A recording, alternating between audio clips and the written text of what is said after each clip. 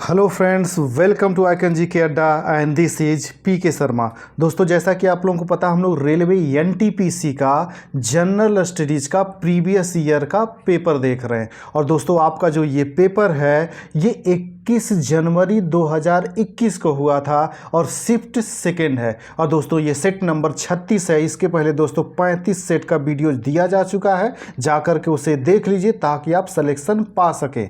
और दोस्तों, जो लोग चैनल पर नया हुए हैं, चैनल को सब्सक्राइब कर लें। वीडियो अच्छा लगता है तो इसे लाइक भी करें और शेयर भी करें ताकि ज़्यादा से ज़्यादा लोग इसका लाभ उठा सकें। ठीक है दोस्तों, हम आते हैं अपने पहले क्वेश्चन पे। हमारा पहला क्वेश्चन है दोस्तों, प्रतिवर्ष बसंत के मौसम में ओजोन छिद्र किसके ऊपर निर्मित होता है? तो दोस्तों, ये जो निर्मित होता है ये अंटार्कटिका के ऊपर निर्मित होता है।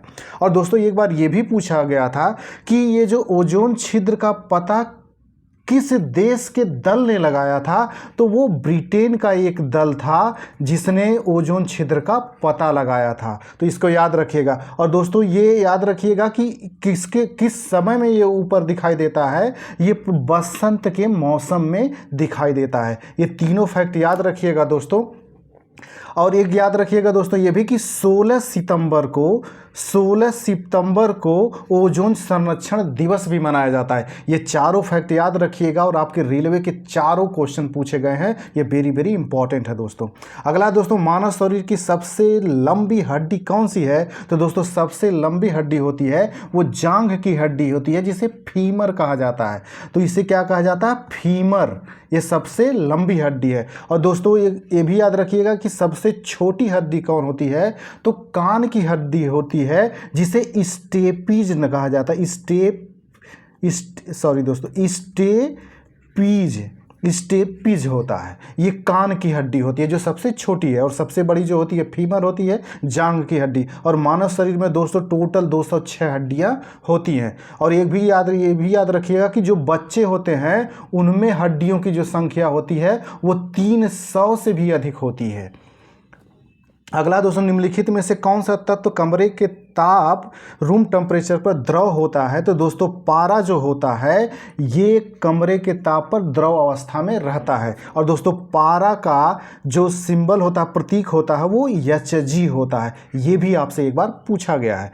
अगला दोस्तों, इनमें से कौन सा संगठन जलवायु परिवर्तन के प्राकृतिक, राजनीतिक एवं आर्थिक प्रभावों के साथ साथ इसका उद्देश्यपरक वैज्ञानिक दृष्टिकोण प्रदान करता है? तो दोस्तों, इसका जो होता है inter governmental panel on climate change, इसको IPCC कहा जाता है शॉर्ट फॉर्म में।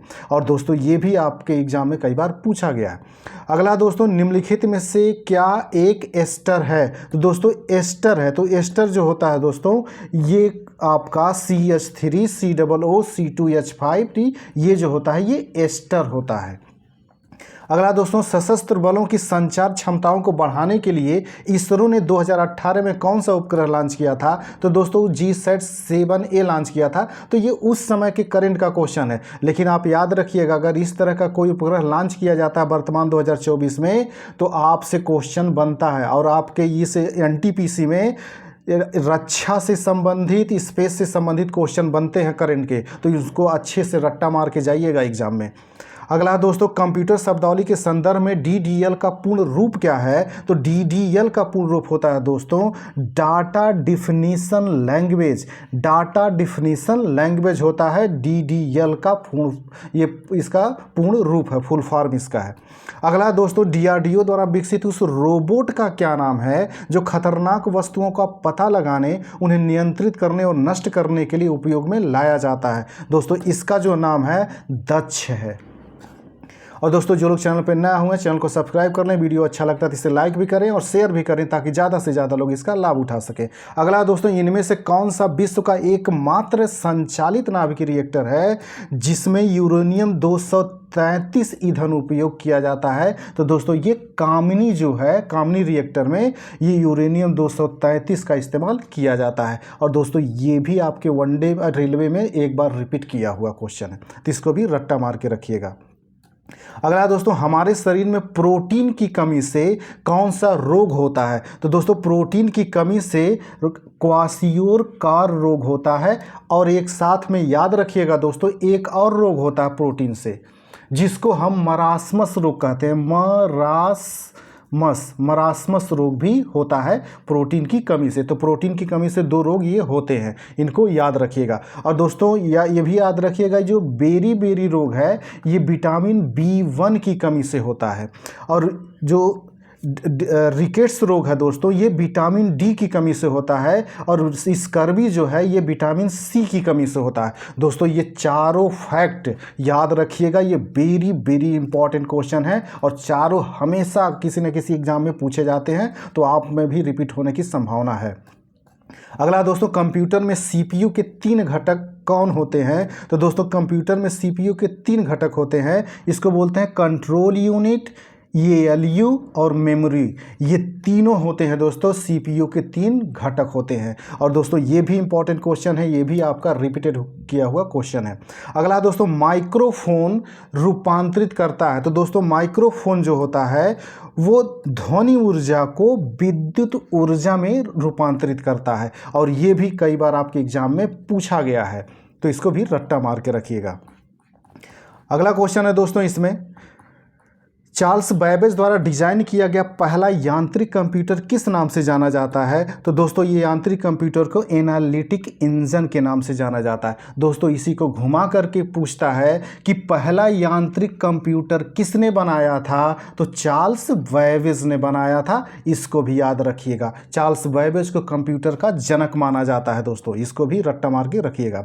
अगला दोस्तों, प्रतिरोध का एसआई मात्रक क्या है? तो दोस्तों प्रतिरोध का एसआई मात्रक ओम होता है, और ये भी कई बार आपके फिजिक्स का आया हुआ क्वेश्चन है जो कई बार पूछा गया। तो दोस्तों जो लोग चैनल पर नया हुए हैं चैनल को सब्सक्राइब कर लें ताकि उन्हें समय से वीडियोज मिलता रहे। अगला दोस्तों, राष्ट्रवाद के प्रचार के लिए समाचार पत्र अल हिलाल का प्रकाशन किसने आरंभ किया? तो दोस्तों अल हिलाल का प्रकाशन मौलाना अबुल कलाम आज़ाद ने किया था। दोस्तों मौलाना अबुल कलाम आज़ाद जी की 2 किताब प्रकाशन थी, एक अल हिलाल था और एक का नाम था अल बिलाल। दोनों याद रखिएगा, अल हिलाल और अल बिलाल, ये जो दोनों थी ये अबुल कलाम आज़ाद जी की थी। अगला दोस्तों, निम्नलिखित में से किस सेमी हाई स्पीड ट्रेन को ट्रेन 18 के नाम से भी जाना जाता है? तो दोस्तों वंदे भारत एक्सप्रेस को ही ट्रेन 18 के नाम से भी जाना जाता है। अगला दोस्तों, किस नदी को पीली नदी येलो रिवर के नाम से भी जाना जाता है? तो दोस्तों ये हांगहो नदी जो है इसी को येलो या पीली नदी के नाम से भी जाना जाता है। और दोस्तों ये क्वेश्चन और भी पूछता है आपसे कि ये जो पीली नदी है यानी जो हांगहो नदी है ये किस देश में स्थित है? तो दोस्तों ये चीन में स्थित है, इसको याद रखिएगा, और ये कई बार रिपीट हुआ क्वेश्चन है तो इसको रट्टा मार के रखिएगा। अगला दोस्तों, कुतुब मीनार के पास स्थित कौन सी मस्जिद के बारे में यह माना जाता है कि वह दिल्ली में बनने वाली पहली मस्जिद थी? तो दोस्तों कुव्वत उल इस्लाम मस्जिद जो है ये दिल्ली में बनने वाली पहली मस्जिद माना जाता है। और दोस्तों इसी को घुमा करके पूछता है कि कुव्वत उल इस्लाम मस्जिद कहाँ पर स्थित है? तो ये दिल्ली में स्थित है। और दोस्तों एक चीज़ ये भी है कि कुतुब मीनार कहाँ पर स्थित है? तो ये दिल्ली में स्थित है। याद रखिए कुतुब मीनार, कुव्वत उल इस्लाम मस्जिद ये दोनों दिल्ली में स्थित है। और ये कुव्वत इस्लाम मस्जिद जो है ये दिल्ली में बनने वाली पहली मस्जिद मानी जाती है। तो दोनों तरीके से घुमा करके किसी भी तरह से पूछे तो आप आंसर देने के लिए तैयार रहिएगा। अगला दोस्तों, निम्नलिखित में से किस भारतीय राज्य को 1972 तक नॉर्थ ईस्ट फ्रंटियर एजेंसी के रूप में जाना जाता था? तो दोस्तों ये अरुणाचल प्रदेश को। और दोस्तों ये आपके आरपीएफ कांस्टेबल का सीधे सीधे रिपीट किया हुआ क्वेश्चन है, तो इसको रट्टा मार के रखिएगा। अगला दोस्तों, अक्टूबर 2020 तक प्राप्त जानकारी के अनुसार भारत के संविधान में कितने भाग हैं? तो दोस्तों भाग हैं 25। दोस्तों इस क्वेश्चन में बहुत सारे कन्फ्यूजन है इसलिए याद रखिएगा। देखिए अगर आपसे पूछेगा कि डेट दे करके कोई मान लीजिए पूछ लेता है कि आज 2024 तक, मान लीजिए कि अक्टूबर 2024 तक भारतीय संविधान में कितने भाग हैं, तो आप 25 लगाएंगे।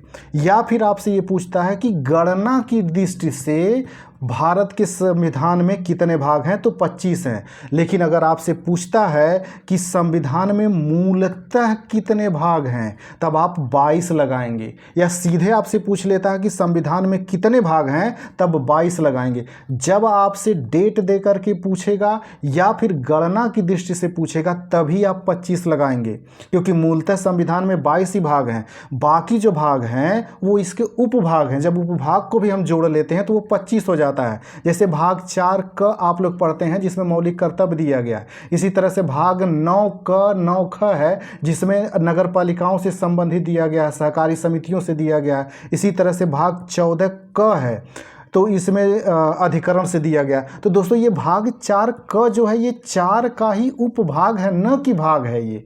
इसलिए याद रखिए अगर गणना की दृष्टि से देगा तो 25, वैसे पूछेगा अगर मान लीजिए सिंपल की भारत के संविधान में कितने भाग हैं तो वो 22 हैं, या मूलतः कितने भाग हैं तो 22 हैं। कन्फ्यूज मत होना दोस्तों, इसमें मैंने जितना बताया ध्यान से सुन लेना, इसको 1-2 बार करके कन्फ्यूज मत होना वरना गलत कर देंगे एक सिंपल क्वेश्चन। और दोस्तों जो लोग चैनल पर नया हुए हैं चैनल को सब्सक्राइब कर लें, वीडियो अच्छा लगता है तो इसे लाइक भी करें और शेयर भी करें ताकि ज़्यादा से ज़्यादा लोग इसका लाभ उठा सकें। अगला दोस्तों, भारत में नीली क्रांति का संबंध निम्न में से किससे है? तो दोस्तों नीली क्रांति का संबंध मत्स्य उत्पादन से है। और दोस्तों बाकी जो है उसको भी याद रखिए, दुग्ध उत्पादन को कहा जाता है श्वेत क्रांति। श्वेत क्रांति का संबंध किससे है दोस्तों? दुग्ध उत्पादन से। इसी तरह से दोस्तों रेशम उत्पादन का संबंध जो है ये सेरीकल्चर इसे को कहा जाता है, सेरीकल्चर को ये रेशम उत्पादन से। और दोस्तों कृषि यानी कि जो खाद्यान्न उत्पादन से संबंधित है उसे हम हरित क्रांति के नाम से जानते हैं। तो ये चारों फैक्ट याद रखिएगा और कई बार पूछा गया है तो इसको रट्टा मार के रखिएगा। अगला दोस्तों, भारतीय अर्थव्यवस्था कैसी है? तो दोस्तों भारतीय अर्थव्यवस्था जो है ये मिश्रित अर्थव्यवस्था है। मिश्रित का मतलब हो गया दोस्तों कि इसमें निजी क्षेत्र और सार्वजनिक क्षेत्र दोनों मिलकर के कार्य करते हैं। अगला दोस्तों, प्लासी के युद्ध में ब्रिटिश ईस्ट इंडिया कंपनी के सैन्य दल का नेतृत्व किसने किया था? तो दोस्तों इसका नेतृत्व रॉबर्ट क्लाइव ने किया था। और दोस्तों बंगाल के नवाब उस समय कौन थे ये भी आपसे पूछता है। तो बंगाल का जो नवाब था दोस्तों वो सिराजुद्दौला था, सिराजुद्दौला। और इस सिराजुद्दौला का जो सेनापति था उसका क्या नाम था दोस्तों? उसका नाम था मीर जाफर, मीर जाफर। तो याद रखिएगा इसकी तरफ से मीर जाफर सेनापति था सिराजुद्दौला की तरफ से, और अंग्रेजों की तरफ से रॉबर्ट क्लाइव था। और एक भी पूछता है दोस्तों ये आपसे कि प्लासी का युद्ध कब हुआ था? तो ये 23 जून 1757 को हुआ था। प्लासी का 23 जून 1757 को हुआ था। और ये प्लासी है कहाँ दोस्तों? ये बंगाल में पड़ता है, बंगाल में पड़ता है भागीरथी नदी के किनारे।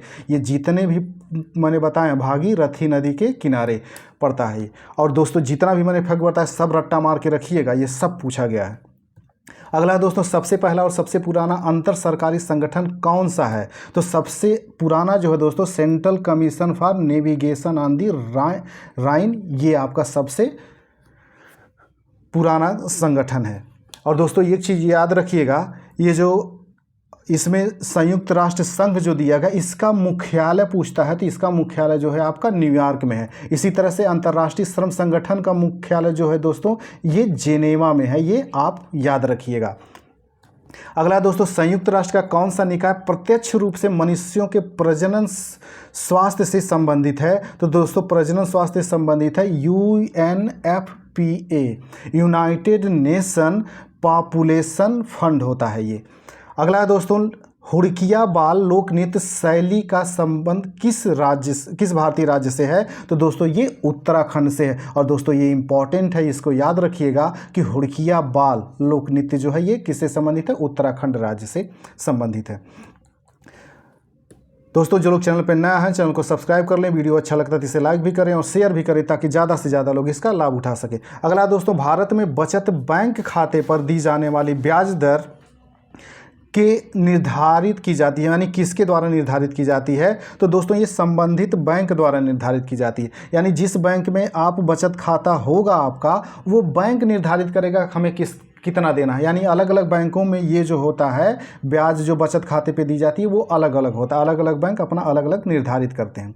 अगला दोस्तों, निर्मित और निर्यातित वस्तुओं को प्रशासन द्वारा निर्धारित मूल्य पर बेचे जाने हेतु दिल्ली में एक विशेष प्रकार सराय अदल की स्थापना किसने की थी? तो दोस्तों अलाउद्दीन खिलजी ने किया था। दोस्तों ये सीधे सीधे आपसे पूछ रहा है कि सराय अदल ये जो बाजार थी, मतलब जो बाजार नियंत्रण किसने स्थापित किया था? बाजार नियंत्रण इसी को कहा जाता है, वो अलाउद्दीन खिलजी ने किया था। सेम वही क्वेश्चन है, उसी को घुमा करके आपसे पूछ रहा। अगला दोस्तों, भगत सिंह और बटुकेश्वर दत्त ने दिल्ली केंद्रीय विधानसभा में स्मोक बम फेंके थे, वे इसका विरोध कर रहे थे। वो किसका विरोध कर रहे थे दोस्तों? तो trade dispute bill and public safety bill, इसका विरोध कर रहे थे। और दोस्तों याद रखिएगा, इसी क्वेश्चन को घुमा करके पूछा गया था कि दिल्ली केंद्रीय विधानसभा में किसने बम फेंका था? तो दो लोग थे, भगत सिंह और बटुकेश्वर दत्त। और दोस्तों याद रखिएगा, ये भी उन्होंने एक बार पूछा गया था कि भगत सिंह और बटुकेश्वर दत्त ने कहाँ की विधानसभा में बम फेंका था? तो दिल्ली की केंद्रीय विधानसभा में। तो क्वेश्चन को जैसे भी घुमा के पूछेगा आप सही कर दीजिएगा दोस्तों, मैंने अच्छे से बता दिया इसको।